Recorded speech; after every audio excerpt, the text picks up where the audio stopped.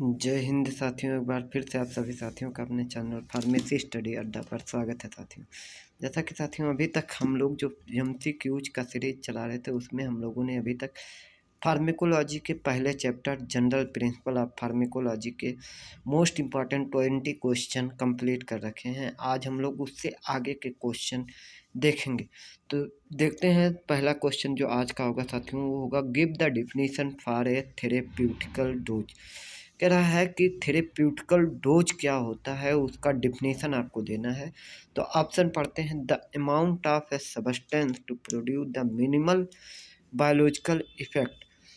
B है the amount of a substance to produce effect hazardous for an organism, ये भी नहीं है। आंसर नंबर सी देखते हैं, the amount of a substance to produce the required effect in most patient. हमारा जो option number सी है साथियों यहीं से होगा, क्योंकि जो थ्योरी थेरेप्यूटिकल डोज होता है साथियों वो होता है वह मिनिमम डोज जिस पर कि मोस्ट ज़्यादा से ज़्यादा पेशेंट हमारे क्या हो जाएं, ठीक हो जाएं। तो हमारा जो आंसर होगा वो सी होगा। ठीक है, देखते हैं क्या है answer. C answer, correct answer is answer number C. ठीक है, अब हम लोग 21 क्वेश्चन देखेंगे जो कि हमारा आज का दूसरा क्वेश्चन होगा। Pick out the correct definition of a toxic dose.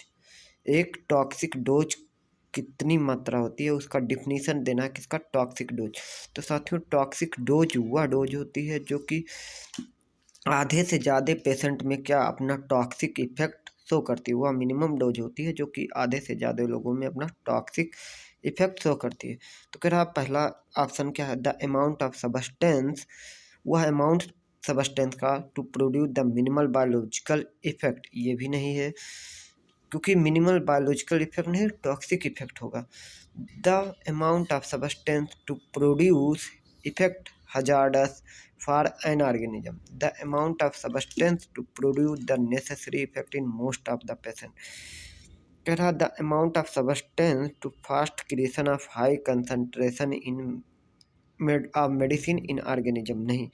तो हमारा जो ऑप्शन नंबर बी है, the amount of substance to produce effects hazardous for an organism is called toxic dose.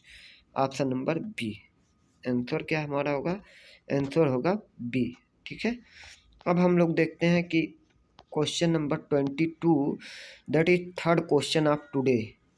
ठीक, तो व्हिच इफेक्ट में lead to toxic reaction when a drug is taken continuously और repetitively. कह रहा है कि वह कौन सा इफेक्ट होगा जो कि हमारे बॉडी में टॉक्सिक यानी जहरीली क्रियाएं शो करेगा जब हम लोग लगातार एक रेगुलर डाइट में क्या लेंगे, मेडिसिन लगातार लेते रहेंगे। तो होगा रिफ्लेक्सोरेशन रिंस, नहीं, कुमुलेटिव इफेक्ट, टॉलरेंस एंड टैकीफाइलेक्सिस। तो हमारा ऑप्शन नंबर बी जो होगा कुमुलेटिव इफेक्ट, क्योंकि धीरे धीरे हमारे बॉडी में प्लाज्मा में क्या होता है, मेडिसिन का कंसंट्रेशन बढ़ता बढ़ता रहता है क्योंकि हम लगातार मेडिसिन ले रहे हैं। तो कभी भी कंप्लीट मेडिसिन हमारे बॉडी से क्या है, एक्सक्रीट आउट नहीं होती, इसलिए इसका धीरे धीरे लेवल बढ़ता है, तो उसे हम कहते हैं cumulative effect. Answer number B. ठीक है, अब हम लोग देखेंगे 23 क्वेश्चन नंबर 23।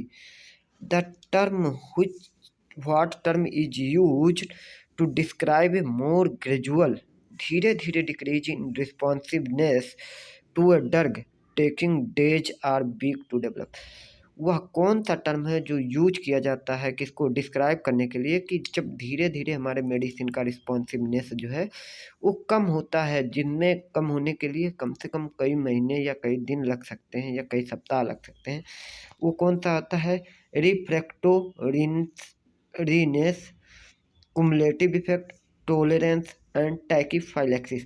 तो जो हमारा टॉलरेंस होता है साथियों, ये धीरे धीरे क्या होता है, हमारे बॉडी में मेडिसिन का इफेक्ट कम होता जाता है। तो हमारा जो ऑप्शन नंबर सी होगा वही होगा हमारा टॉलरेंस, ऑप्शन नंबर सी। ठीक है, आज हमारा 20th क्वेश्चन होगा साथियों, what term is use to describe a decrease in responsiveness to a drug which develop in few minute. कह रहा है वह कौन सा टर्म है जो यूज किया जाता है डिस्क्राइब करने के लिए कि क्या responsiveness of drug in a patient in a few minutes, बहुत तेज़ी से जब हमारे ड्रग का रिस्पॉन्सिवनेस कम हो जाता है तो उसे क्या कहते हैं? यानी जब हमारा ड्रग बहुत तेज़ी से क्या होता है, डीएक्टिवेट हो जाता है, उसका इफेक्ट हमारे बॉडी में नहीं शो होता है, तो उसे हम क्या कहते हैं? रिफ्रैक्टोरीनेस, कुमुलेटिव इफेक्ट, टॉलरेंस या फिर टैकीफाइलेक्सिस। तो जो हमारा ऑप्शन नंबर डी है टैकीफाइलेक्सिस, यही हमारा क्या होगा, राइट आंसर होगा साथियों। देखते हैं, so answer option number D, ठीक है। अब हम लोग देखेंगे 25th question and 5th question of this day. Tachyphylaxis is a drug interaction between two similar type of drug. नहीं, ये हमारा आपस में दो समान ड्रग के लिए नहीं होता। वेरी रैपिडली डेवलपिंग टॉलरेंस कह रहा है कि ये बहुत तेजी से डेवलप होने वाला टॉलरेंस होता है, ये हो सकता है। ये ऑप्शन नंबर बी ही हमारा सही आंसर होगा। A decrease in responsiveness to a drug taking days or week to develop. ये जो taking days or week to develop होता है साथियों, ये हमारा क्या होता है, ड्रग टॉलरेंस। क्योंकि ड्रग के रिस्पॉन्सिवनेस को कम होने में यदि क्या है, हफ्ते लगते हैं या फिर 2 या 2 से ज़्यादा दिन लगते हैं, तो उसे हम क्या कहते हैं, drug tolerance, none of the above.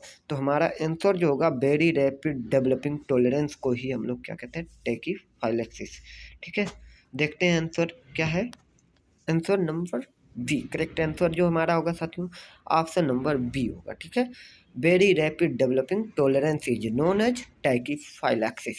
ये क्वेश्चन आया हुआ है हमारे फार्मासिस्ट के एग्जाम में, ठीक है। अब हम लोग देखते हैं 26 question.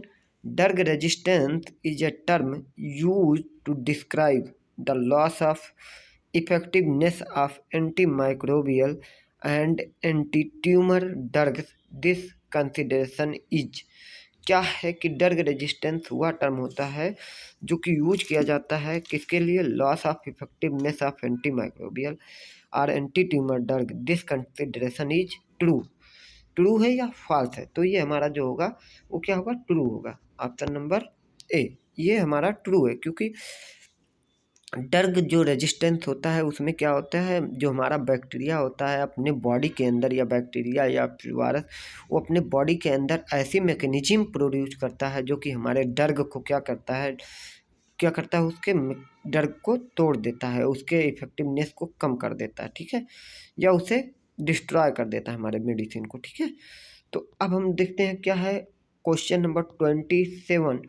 Tolerance and drug resistance can be consequence of, किसका कॉन्सिक्वेंस हो सकता है, ड्रग डिपेंडेंस का, ठीक है।